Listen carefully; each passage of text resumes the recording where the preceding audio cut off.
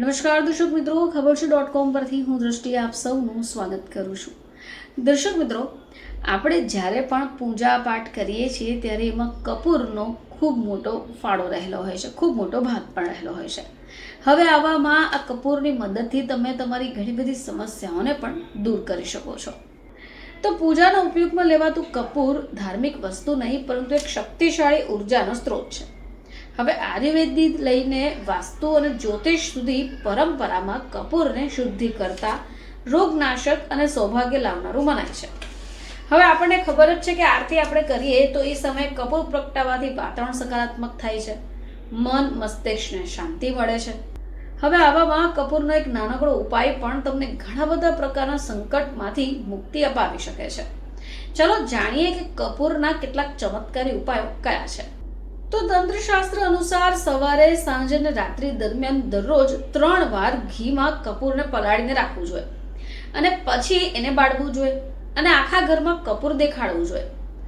ઘરના બાથરૂમમાં પણ કપૂરની 2 જેટલી ગોળીઓને રાખવું જોઈએ. જો તમે આમ કરો છો તો આનાથી શું થશે કે દેવદોષ, પિતૃદોષ અને કાલ સર્પ દોષ દૂર થાય છે અને જીવનમાં ચાલતા અવરોધો પણ દૂર થાય છે. હવે એ સિવાય જો તમે સખત મહેનત કરતા હો અને પછી પણ તમને કોઈ સારું પરિણામ નથી મળતું, તો ગુલાબના ફૂલમાં કપૂરનો ટુકડો રાખીને સાંજે ફૂલમાં રાખેલા કપૂરને બાળી નાખવું જોઈએ અને એ પછી એ ફૂલ દેવી દુર્ગાને અર્પણ કરવું જોઈએ. જો તમે આમ કરો છો તો તમને તમારી મહેનતનું ફળ પણ મળશે અને અચાનક ધન મળવાની શક્યતાઓ પણ બની જાય છે.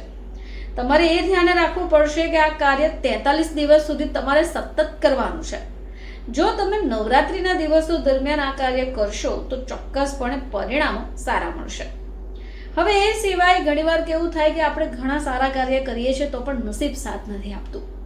જો તમને તમારું નસીબ સાથ ન આપતું હોય તો પાણીમાં કપૂરના તેલના થોડા ટીપા ઉમેરીને એનાથી સ્નાન કરવું જોઈએ. હવે આ કરવાથી શું થશે કે તમને તાજગી અને સક્રિય રાખવા ઉપરાંત સારા નસીબ પણ લાવશે. જો તમે તમારા નહાવાના પાણીમાં ચમેલીના તેલના થોડા ટીપા ઉમેરો છો તો રાહુ, કેતુ અને શનિના અશુભ પ્રભાવોને દૂર કરાશે અને આ જે ઉપાય છે તમારે ફક્ત શનિવારના રોજ જ કરવું જોઈએ. હવે જો તમારા પૈસા વારંવાર ખોવાઈ રહ્યા હોય, બેંક બેલેન્સ ન વધી રહ્યું હોય તો રાત્રિ દરમિયાન રસોડું સાફ કર્યા પછી ચાંદીના વાસણમાં લવિંગ અને કપૂર બાળવું જોઈએ.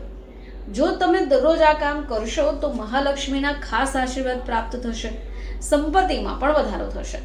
હવે આ સિવાય જો તમને લાગતું હોય કે ઘરની અંદર અમુક જગ્યા પર વાસ્તુ દોષ થઈ રહ્યું છે તો તે જગ્યા ઉપર 2 કપૂરની ગોળીઓને મૂકી દો.